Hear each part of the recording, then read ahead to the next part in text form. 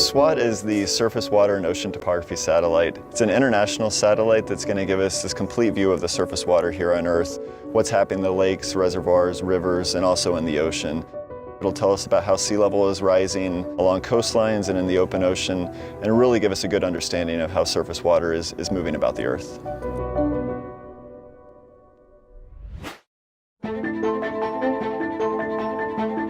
Our goal is to provide data, forecasts, watches, and warnings at some key locations like the Willamette River in Portland, which is a major U.S. city that historically has seen some catastrophic floods.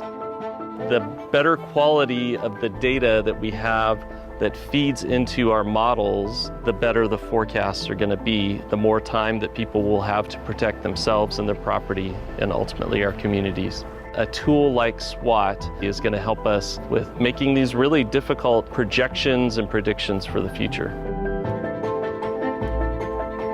This is one of many reservoirs here in the Willamette Valley in Oregon.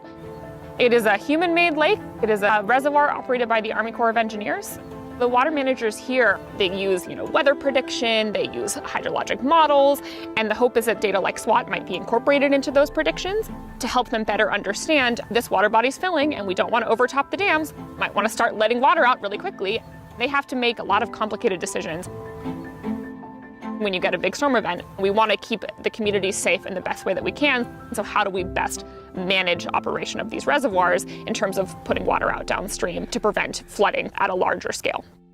In lots of states, there are, hundreds, thousands of reservoirs, and many of those reservoirs don't have automated gauging available. And so these agencies have to kind of estimate how much water is in them and how that's changing. And with SWOT, they can just monitor that directly from space.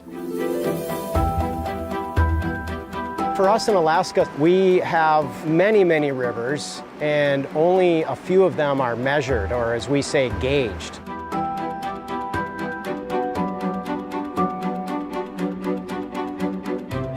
If we have data on when flooding is occurring or might occur, we can get crews out there to look at the bridge to make sure that the bridge and the associated roadway are still safe. If we can start collecting data on all rivers above a certain size remotely from satellites, it really opens up the amount of rivers that we can help understand what happens when they flood or how they flood. And that really improves our ability to manage our infrastructure and to design new infrastructure. That is where SWOT will really make a big difference. One of the partners we're working with is the Department of Defense, and they're trying to fill gaps in the data that they have along the coastlines.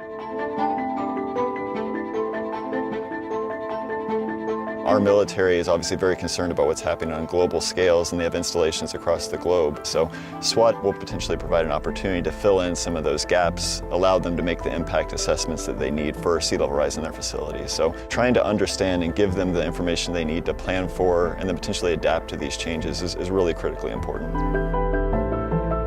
Coastal wetlands like the Mississippi River Delta are extremely important because it acts as a buffer between us and the threatening ocean.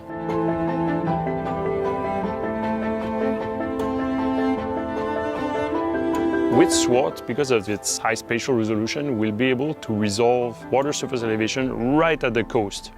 So this is quite important because as sea level rises, the ocean will migrate into the land, bringing more salt into the land. So it threatens the infrastructure, the biodiversity in the wetlands along the coast. Hopefully, the types of models that we're producing can support how they decide to manage the river delta.